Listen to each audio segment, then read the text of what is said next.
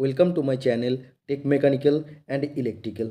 ISRO LPSC का तरफ से टेक्नीशियन बी टन्ना ट्रेड के लिए रिक्रूटमेंट निकला था, जिसका सीबीटी एग्जामिनेशन 23 दिसंबर 2023 कंडक्ट हो गया है। और इसका ऑफिशियल क्वेश्चन पेपर का डिस्कशन मैंने शुरू किया था। इसका पहला पार्ट का वीडियो में मैं टोटल 40 क्वेश्चन डिस्कस किया था आउट ऑफ 80 क्वेश्चन। मतलब आज का वीडियो में बाकी 40 क्वेश्चन का मैं डिस्कस करूँगा और डिस्कस करने का साथ साथ इसका प्रॉपर आंसर की आपको भी मिल जाएगा। जितने भी स्टूडेंट आप एग्ज़ाम दे के आए हैं वो सभी स्टूडेंट आप लोग पता लगा सकते हैं कि आपको एग्जैक्टली कितना मार्क्स मिलने वाला है। और आने वाला जो भी स्टूडेंट आप इसरो का किसी भी यूनिट में फॉर्म फिलअप करेंगे तो उस सब स्टूडेंट के लिए ये वीडियो काफ़ी हेल्पफुल होगा, क्योंकि जनरली आप फिटर का तो पेपर का वीडियो देख सकते हैं यूट्यूब पर, लेकिन टर्नर मशीनिस्ट का अवेलेबल नहीं होता है। इसीलिए मैं आप सभी का डिमांड पर ये पेपर को सॉल्व कर रहा हूँ। 41 नंबर क्वेश्चन देखिए। The sliding surface of the lathe bed is. Lathe bed की खिसकती सतह होते हैं, मतलब लेद बेड जो कास्ट आयरन से बने होते हैं उसका जो स्लाइडिंग सरफेस होता है, मतलब जिसका ऊपर कैरेज स्लाइड होता है, उसमें कैसा हार्डनिंग किया जाता है? फ्लेम हार्डन, नॉर्मलाइज, एनिल्ड या टेम्पर, मतलब कौन सा हीट ट्रीटमेंट प्रोसेस किया जाता है? तो इसमें देखिए, इसमें हम लोग लेद बेड का स्लाइडिंग सरफेस में फ्लेम हार्डनिंग करते हैं। फ्लेम हार्डनिंग एक टाइप ऑफ सरफेस हार्डनिंग होता है।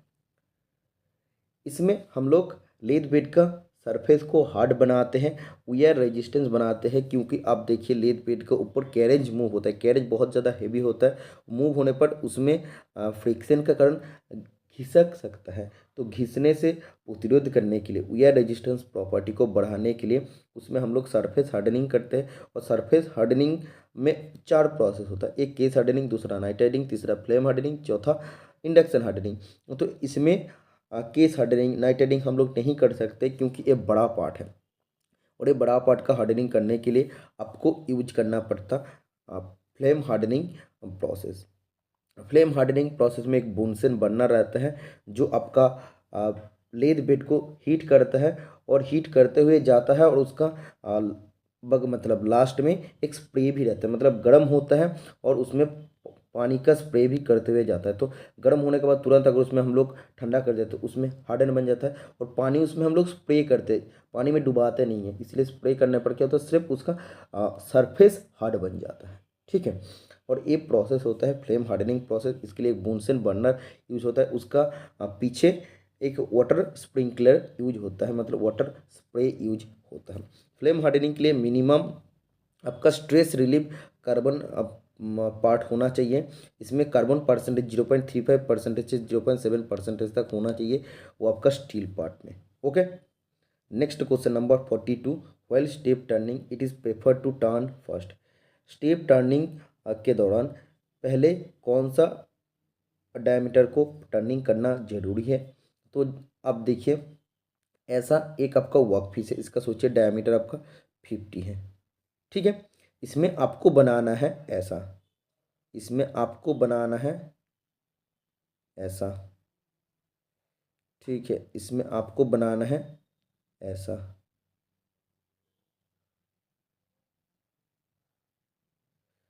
तो इसमें देखिए, एक्चुअली हम लोग जब टर्निंग करेंगे, ये अगर 40 मिलीमीटर होता है और ये अगर आपका डायमीटर, बीच वाला डायमीटर अगर सोचिए 20 मिलीमीटर होता है, तो हम लोग कभी 20 मिलीमीटर इधर अगर सोचिए, ये जो आप देखे हैं, ये जो मैं आपको डायग्राम बनाया हूँ, इसका फ्रंट वाला पार्ट सोचिए, अब आपका अगर ऐसा होता है, फ्रंट वाला पार्ट अगर ऐसा होता है, ठीक है, इसका फ्रंट में मतलब ये जो डायग्राम बनाया उसका फ्रंट में और भी है। तो इसमें देखिए, ये छोटा डायमीटर, ये बड़ा डायमीटर, तो हम लोग को कौन सा डायमीटर सबसे पहले टर्निंग करना चाहिए? बड़ा डायमीटर सबसे पहले टर्निंग कर लेना चाहिए। मतलब पहले 50 था, इसको 40 कर लेना है, बड़ा डायमीटर को 40 कर लेना है। 40, ये भी आपका 40 है, ये भी 20 और ये आपका 20। तो जब बड़ा डायमीटर 40 बन जाएगा, उसके बाद इसको आप टर्निंग कीजिए, छोटा डायमीटर को आप टर्निंग कीजिए। ठीक है, तो ये आपके लिए सुविधा होगा। ओके, तो इस क्वेश्चन का राइट आंसर हो जाएगा option number A, larger diameter को सबसे पहले टर्निंग करना होता है। Question number 43। Trepanning operation is performed for. तो ट्रिपनिंग ऑपरेशन के लिए किया जाता है। तो ट्रिपनिंग मतलब इसमें आप लार्ज साइज होल बनाते हैं। तो बिग साइज होल जब हम लोग को बनाना पड़ेगा, जो होल ड्रिल से भी पॉसिबल नहीं है। सोचिए आपको ऐसा होल बनाना है, 150 मिलीमीटर डाया का होल बनाना है। मैं एग्जांपल आपको दे रहा हूँ। इसमें जो आप ड्रिल से अगर नहीं बना सकते, इतना बड़ा बड़ा साइज का अगर आपका ड्रिल नहीं है, तो आप क्या करेंगे, तब आप ट्रिपेनिंग टूल का यूज करेंगे। इसमें एक पायलट होता है, तो पायलट कहाँ पर जाके एंट्री करेगा, तो 150 मिलीमीटर जब आपको होल बनाना पड़ेगा, इसके लिए सबसे पहले आपको एक पायलट होल बना लेना पड़ेगा। सोचिए आपका पायलट होल बना लिया, और इसी पायलट होल में ट्रिपेनिंग टूल का पायलट को डाल दीजिए। वो क्या करेगा, वो होल का साथ कॉन्सेंट्रिक रखेगा।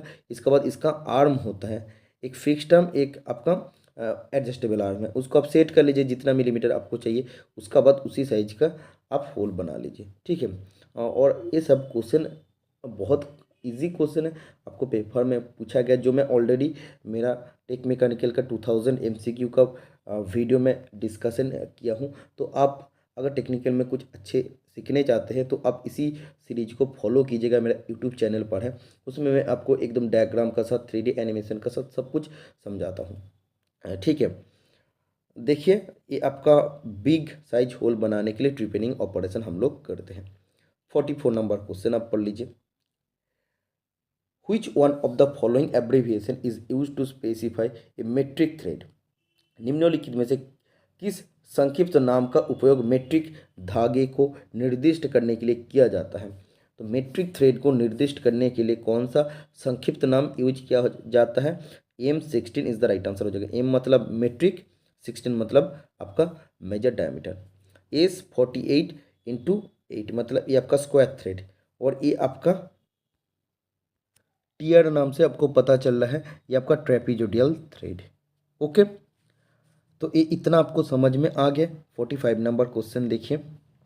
Which of the following diameter of the workpiece should be turned before cutting external thread? तो बाहरी धागे कटने से पहले वर्कपीस के निम्नलिखित में से किस बेस को घुमाया जाना चाहिए? मतलब किसी भी एक आपका शेफ्ट है, उसमें एक्सटर्नल थ्रेड कटने से पहले कौन सा डायमीटर हम लोग को टर्निंग कर लेना चाहिए? उसमें हम लोग को मेजर डायमीटर सबसे पहले टर्निंग कर लेना चाहिए। मतलब हम लोग जो ब्लैंक साइज बनाते हैं, तो blank size is equal to major diameter होना चाहिए। तो सबसे पहले जब आप इस शाफ्ट को टर्निंग करके बनाते हैं, तो मेजर डायमीटर में आपको बना लेगा। अगर आपको M16 है, तो मेजर डायमीटर आपका 16 इसमें बना लेना है। 16 से थोड़ा सा आप कम बनाते हैं, लेकिन एग्जैक्ट आपका क्या है, आप तो उसको मेजर डायमीटर में बनाते हैं। एक्चुअली ब्लैंक साइज का फॉर्मूला क्या है, तो ब्लैंक साइज का फॉर्मूला होता है मेजर डायमीटर माइनस पिच बटा 10। तो इसमें एक्चुअली आपका 15.8 के लगभग हो जाता है। मतलब एक्चुअली ये मेजर डायमीटर ही आप बनाते हैं, ठीक है। बट इसमें क्या है, एक्सटर्नल थ्रेड में अब जब भी ब्लैंक साइज इतने में बना लेते हैं, 15.8 थ्रेड कटने के बाद आपका 16 एग्जैक्टली आ जाता है। तो एक्चुअली आप टर्निंग किस डायमीटर को कर रहे हैं, ब्लैंक डायमीटर में कर रहे हैं, लेकिन ऑप्शन में ब्लैंक डायमीटर नहीं, इसलिए मेजर डायमीटर आपको बोलना पड़ेगा कि हाँ मेजर डायमीटर में हम लोग अप्रॉक्स टर्न कर लेते हैं। उसका बाद हम लोग थ्रेड जब करते हैं, माइनर डायमीटर उसमें फॉर्म होता है। Okay, next question number 46। If a cutting tool is named as TNMG-220408, what does T stands for? किसी कटिंग टूल का नाम अगर TNMG-220408 है, तो उसमें टी क्या इंडिकेट करता है? Tolerance, type of nose radius, insert clearance angle, insert shape.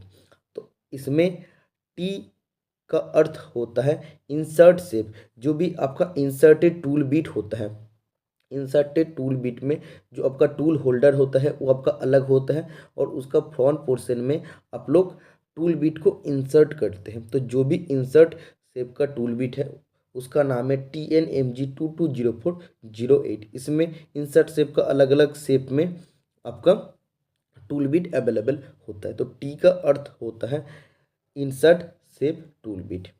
Next question number 47। A drawing dimension is denoted as 20H7, what does H stands for? एक ड्राइंग डायमेंशन 20H7 है, इसमें H का क्या अर्थ है? 20 का मतलब बेसिक साइज, H का मतलब फंडामेंटल डिविएशन, और 7 का मतलब ग्रेड ऑफ टॉलरेंस। तो इसमें H का अर्थ होता है fundamental deviation. Okay, next question number 48।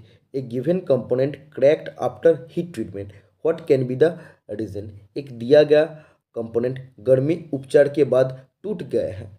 इसका क्या कारण हो सकता है? 4 ऑप्शन दिया है। पहला ऑप्शन में बोला है it was heated for long time के लिए हीट किया है इसलिए। Option number B, it was not properly cleaned.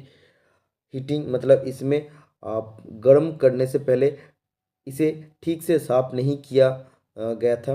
Option number C, it was suddenly cooled in brine. इसे अचानक लवण जल पर ठंडा कर दिया जाता है। Option number D, it was slowly cooled in air.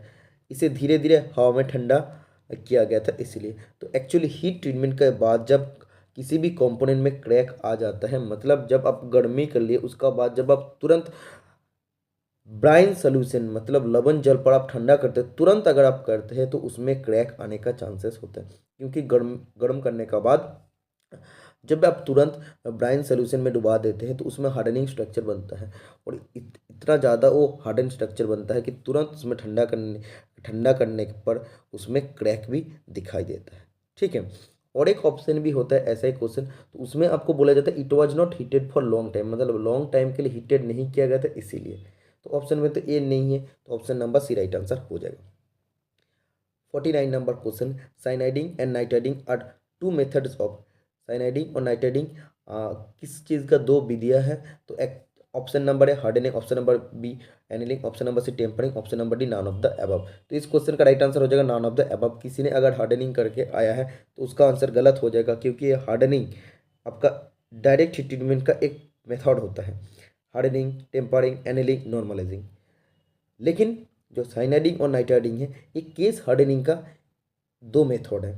Case hardening surface hardening होता है। ठीक है। तो ये सरफेस हार्डनिंग और आपका हीट ट्रीटमेंट का डायरेक्ट हार्डनिंग दोनों में अंतर डिफरेंट है, बहुत डिफरेंट है। ठीक है। इसीलिए इसका राइट आंसर हो जाना चाहिए था सरफेस हार्डनिंग का दो मेथड है। ऑप्शन में सरफेस हार्डनिंग नहीं है, इसलिए none of the above is the right answer हो जाएगा। Next question number 50, after heating up to required hardening temperature why must tool still be quench. आवश्यक कठोरता तापमान पर गर्म करने के बाद उपकरण स्टील को क्यों क्विंचिंग किया जाता है? तो इसमें देखिए किसी भी आप कंपोनेंट को हार्डनिंग टेम्परेचर में जितना आपका हीट करना होता है उसमें पर्याप्त टेम्परेचर में हीट करने के बाद आप क्यों क्विंच करते हैं, तो आप क्यों ठंडा करते हैं? तो इसमें राइट आंसर हो जाएगा to build up hardening structure. Hardening temperature में आप पर्याप्त हीट करने के बाद आप उसको ठंडा करने का पीछे एक ही कारण होता है कि उसमें आप हार्डनिंग स्ट्रक्चर, कठोर स्ट्रक्चर बनाना चाहते हैं, इसीलिए ऑप्शन बी राइट आंसर हो जाएगा। 51 number question, the instrument use to measure high temperature in the furnace. किसी भट्टी में उच्च तापमान को मापने के लिए किस उपकरण का यूज किया जाता है? Thermometer, barometer, calorimeter, pyrometer. Option number D right answer हो जाएगा pyrometer. Next question number 52, which one of the following structure of steel is obtained due to drastic cooling from austenite structure।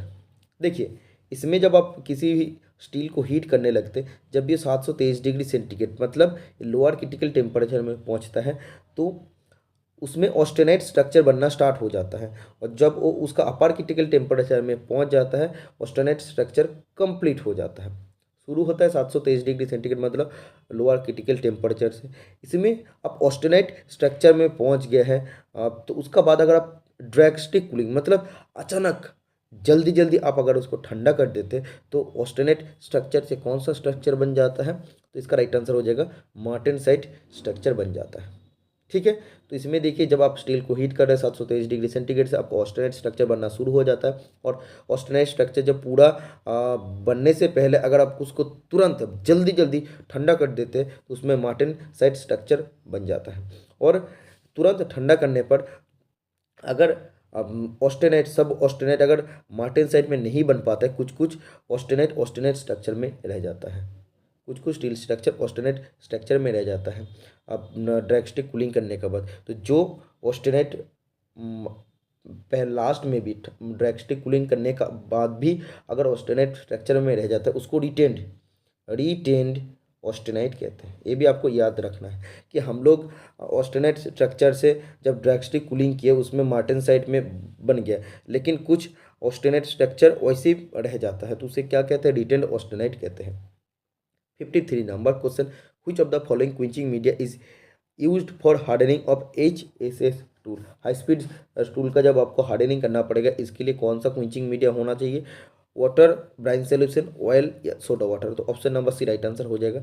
इसमें सबसे ज़्यादा कठोर surface आपका तैयार होगा। 54 देखिए, in heat treatment process annealing is done to. गर्मी उपचार प्रक्रिया में एनिलिंग क्यों किया जाता है?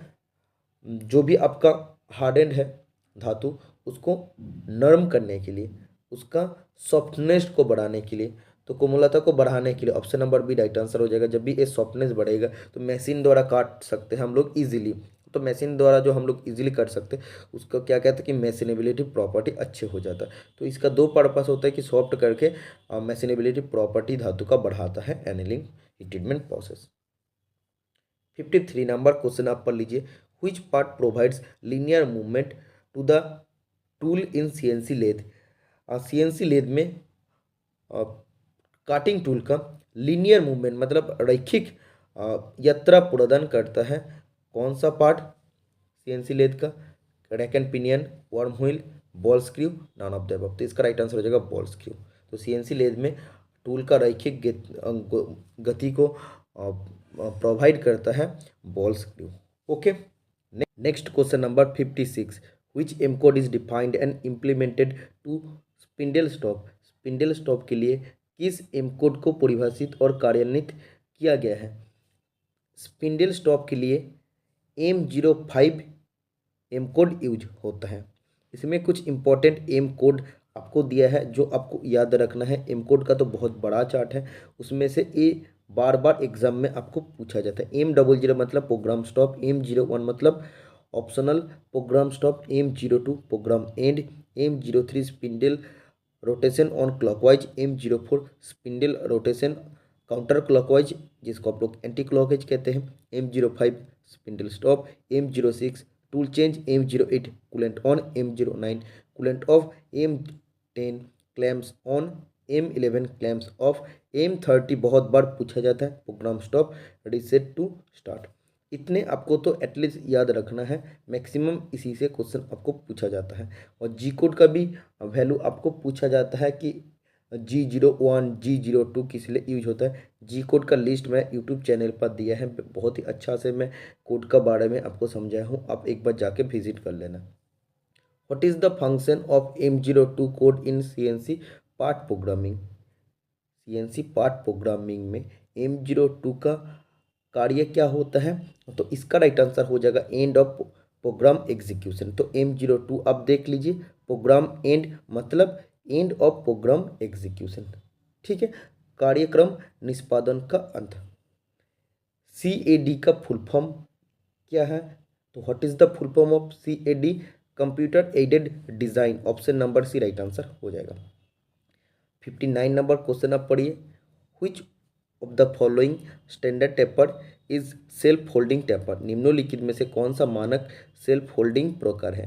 तो इसका राइट आंसर हो जाएगा मोड्स टेपर। मोड्स टेपर जिसको हम लोग MT से शॉर्ट फॉर्म में लिखते हैं, MT0 से MT7 तक इसका अरेंज होता है। सेल्फ होल्डिंग टेपर होता है, इसमें ऑटोमेटिक होल्ड हो जाता है और इसका टेपर एंगल होता है 3 degree.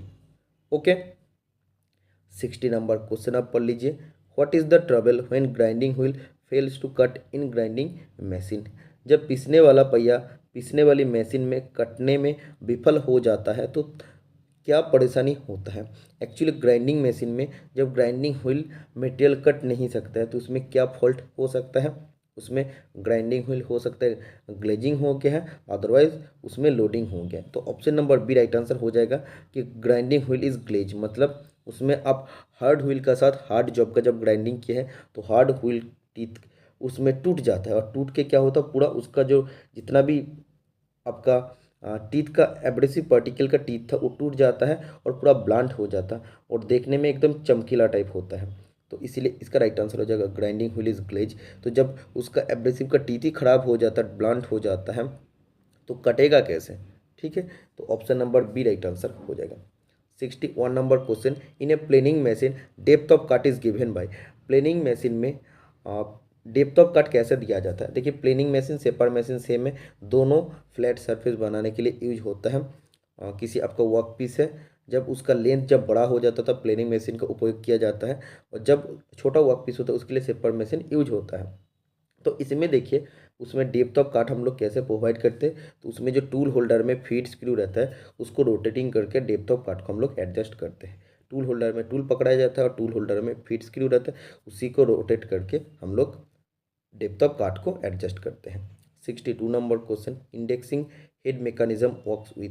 Indexing head mechanism, indexing head मतलब एक्चुअली किसी आपको डायमीटर को जब आपको इक्वली नंबर ऑफ पार्ट्स में डिवाइड करना होगा या अनइक्वल नंबर ऑफ पार्ट में आपको डिवाइड करना पड़ेगा, तो उसमें इंडेक्सिंग हेड मैकेनिज्म यूज होता है। और ये किसका साथ यूज होता है, वर्म एंड वर्म गियर का साथ यूज होता है, जो speed large speed reduction purpose के लिए यूज होता है। मतलब जब बड़े आपको नंबर में स्पीड रिडक्शन करना पड़ेगा तो तब worm and worm gear use होता है। 63 नंबर क्वेश्चन आप पढ़ लीजिए, what is built up edge BUE in respect to a turning tool. Turning tool के संबंध में बिल्ट अप एज क्या होता है, तो इसमें देखिए इसका ऊपर स्पेशल वीडियो में बना के रखा हूँ, टाइप्स ऑफ चिप्स, उसमें कंटिन्यूस डिसकंटिन्यूस और continuous chips with built up edge क्या होता है, मैं उसका बारे में डिटेल में आपको समझाया था।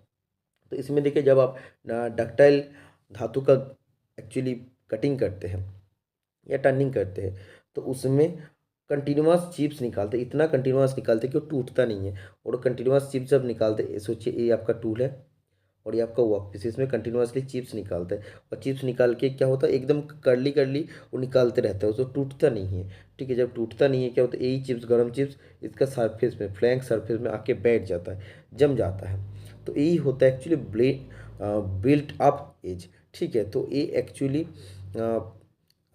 जब आप लोग सॉफ्ट और डक्टाइल मेटल का ग्राइंडिंग करते हैं तब ये फॉर्म होता है। तो अब देखिए क्वेश्चन में आपको क्या बोला है, क्वेश्चन में आप देख लीजिए।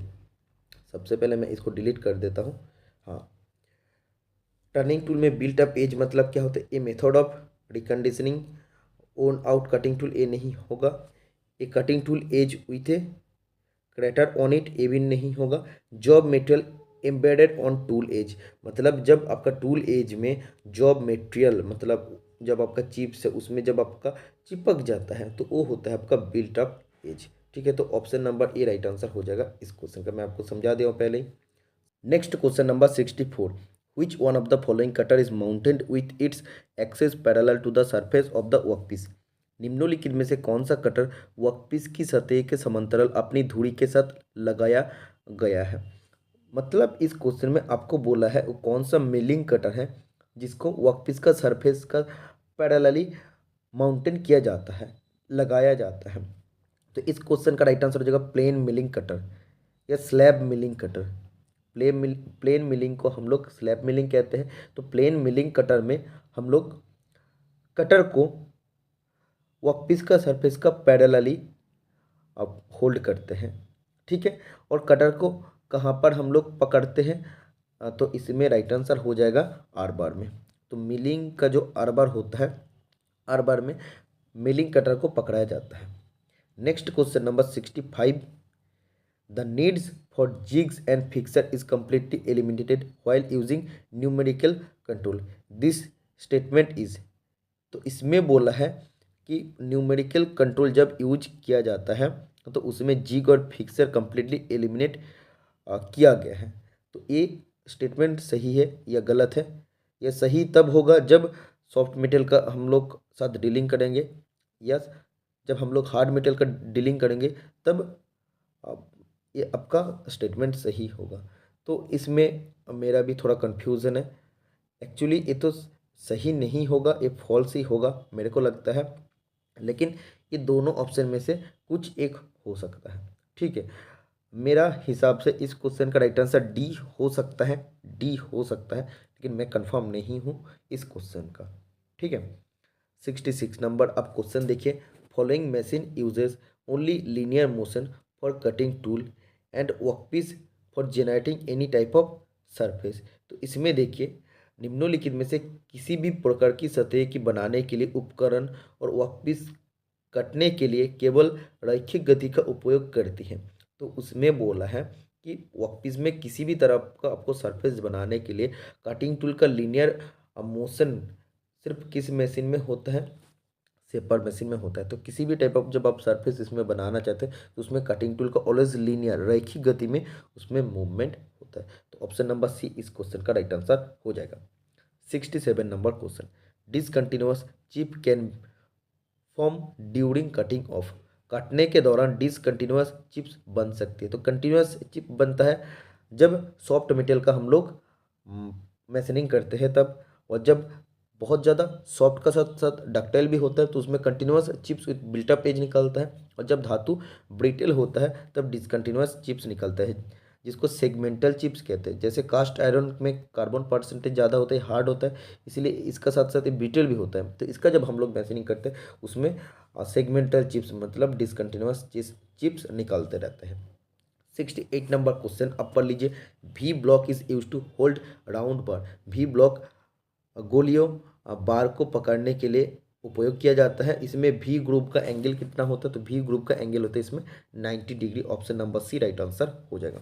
69 number question, the point angle of centre punch. Centre punch का पॉइंट एंगल होता है 90 डिग्री, डॉट पंच का पॉइंट एंगल होता है 60 डिग्री, और प्रिक पंच का पॉइंट एंगल होता है 30 डिग्री।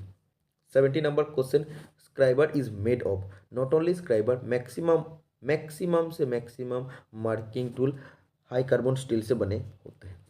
देखिए हाई कार्बन स्टील मतलब ये इसमें कार्बन परसेंटेज 0.75% से 1.5% तक होता है, मतलब इसमें कार्बन प्रतिशत ज़्यादा होता है। इसका कारण ये हार्ड होता है, और ये जब हार्ड होगा तो दूसरे मेटल के ऊपर तभी तो वो खरोच ला पाएगा ना, तभी तो वो मार्क कर पाएगा। तो स्क्राइबर के ऊपर हम लोग करते हैं किसी भी लोहे का ऊपर हम लोग मार्किंग करने के लिए, तो ये अगर हार्ड नहीं होगा तो दूसरे मेटल के ऊपर कैसे खरोच कटेगा। ठीक है, तो option number B right answer हो जाएगा। 71 number question, which one of the following instrument is used to check the concentricity of outside diameter।